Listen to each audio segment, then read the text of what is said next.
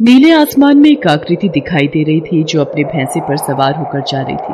वो आकृति थी मृत्यु के देवता यमराज की। बड़ी बड़ी मूंछों वाले यमराज अपने भैंसे पर बैठे हुए बहुत ही भयानक लग रहे थे। वो तीव्र गति से यमलोक की ओर बढ़ते जा रहे थे। तभी अचानक उन्हें किसी बच्ची के रोने की आवाज सुनाई दी। ये किस बच्ची की आवाज है जो हमें इस आसमान में सुनाई दे रही है? ये तो असंभव है। उन्होंने अपने भैंसे को अपनी गति कम करने का आदेश दिया। आप तनिक अपनी गति कम करिए, हमें यहाँ किसी बच्ची के रोने की आवाज सुनाई दे रही है। यमराज का भैंसा आसमान में ही रुक गया। यमराज को अब भी उस बच्ची के रोने की आवाज सुनाई दे रही थी। आखिर कहाँ से आ रही है ये आवाज? कौन है? तभी यमराज की नजर छोटी सी ललिया पर गई जो बैसाखी के सहारे सहमी सी खड़ी थी और वो लगातार रोए जा रही थी। यमराज उसकी ओर आश्चर्य की नजर से देख रहे थे और ललिया उन्हें घूर कर देख रही थी। तुम कौन हो और तुम यहाँ कैसे आ गई? मैं तो ललिया हूँ। आप कौन हैं? हम यमराज हैं। यमराज? अच्छा तो आप हैं यमराज। आप मेरी माँ को वापस करिए। तुम्हारी माँ? कौन है तुम्हारी माँ? हमारे पास तो तुम्हारी माँ नहीं है।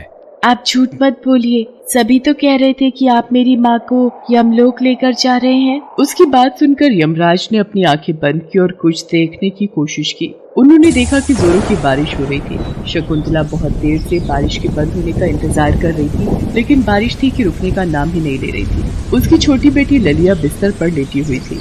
अच्छा, तो ये है इसकी माँ।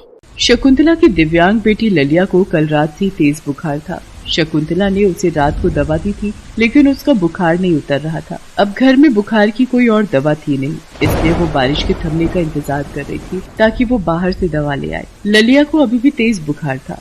माँ, ये बुखार बिल्कुल भी अच्छा नहीं होता, तुम इसे भगा दो ना। हाँ बेटा, अभी एक दवा और दूंगी, फिर तुम्हारा बुखार भाग जाएगा। थोड़ी देर में बारिश बंद हो गई। शकुंतला ने ललिया से कहा कि ललिया, बारिश बंद हो गई है, मैं तुम्हारी दवा लेकर तुरंत आती हूँ, तुम परेशान मत होना। जल्दी आ जाना माँ। पति की मौत के बाद शकुंतला बिल्कुल निराश हो गई थी, लेकिन छोटी सी ललिया की जिम्मेदारी उसके सिर पर थी, इसलिए उसने लोगों के घरों में झाड़ू पोछे और खाना बनाने का काम शुरू कर दिया।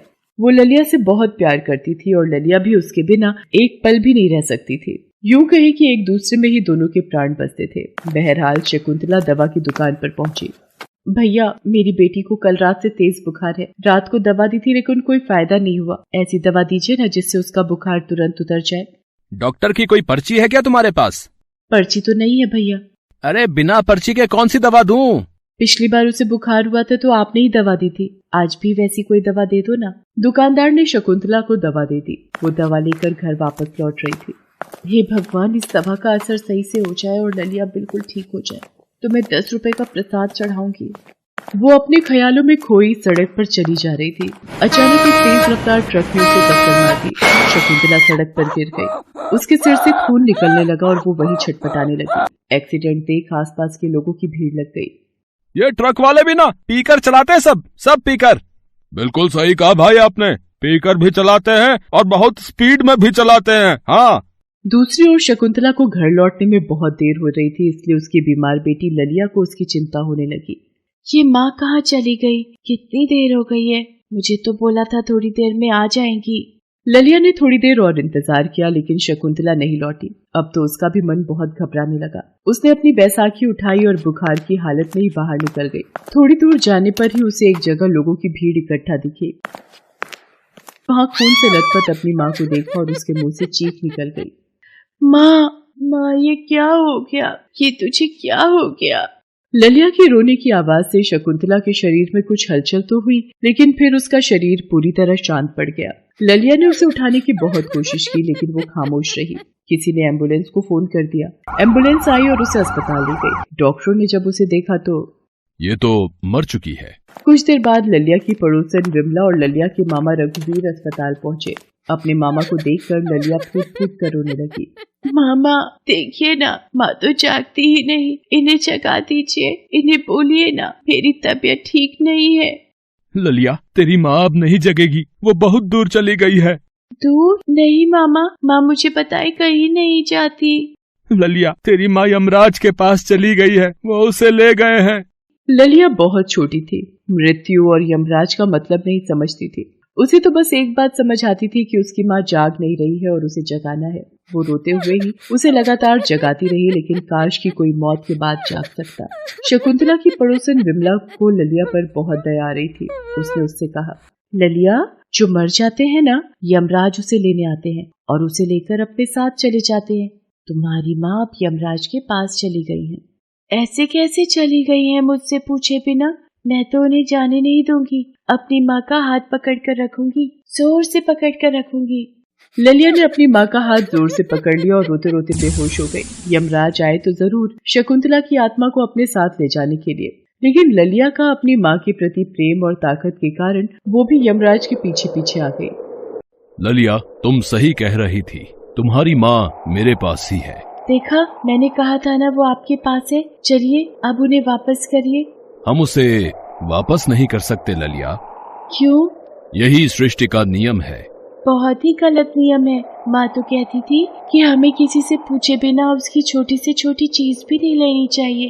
आप मुझसे पूछे बिना मेरी माँ को अपने साथ ले जा रहे हैं, ये गलत बात है। चलिए लौटाइए मेरी माँ को। हमने कहा ना, ये हम नहीं कर सकते। ठीक है, फिर मुझे भी ले चलिए अपने साथ।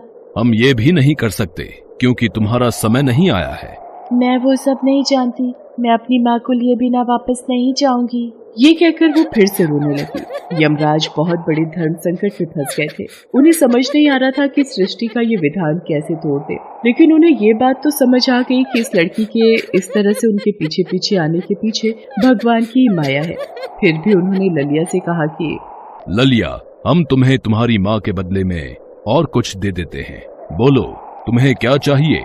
तुम कुछ भी मांग सकती हो, बहुत सारे खिलौने या बहुत सारे पैसे। मुझे तो मेरी माँ चाहिए, माँ चाहिए, माँ चाहिए। वो मुझे दीजिए या मुझे अपने साथ ले चलिए। आखिरकार ललिया की जिद के आगे वो झुक गए और उसकी माँ के प्राण वापस कर दिए। उनके ऐसा करते ही अस्पताल में मृत पड़ी शकुंतला के शरीर में हलचल हुई और उसने अपनी आंखें खोल दी। मैं कहाँ हूँ? माँ की आवाज सुनकर ललिया को भी होश आ गया। वही पास खड़े उसके मामा और विमला को तो अपनी आंखों पर विश्वास नहीं हो रहा था। अरे तुम जिंदा हो शकुंतला? पर डॉक्टर तो... ये कहते कहते वो चुप हो गई। ऐसा लग रहा है कि मैं गहरी नींद में थी। पता नहीं, इतनी गहरी नींद तो मुझे कभी नहीं आई। ललिया, तू ठीक तो है ना बेटी? शकुंतला के इस तरह जागने की खबर पूरे अस्पताल में फैल गई थी। डॉक्टरों को भी विश्वास नहीं हो रहा था कि कोई मरने के बाद कैसे जीवित हो सकता है। उधर ललिया अपनी माँ के सीने से लिपटी मंद मंद मुस्कुरा रही थी। दूर यमराज की आंखों में भी ललिया और शकुंतला को देखकर आंसू आ गए थे। Thanks for watching.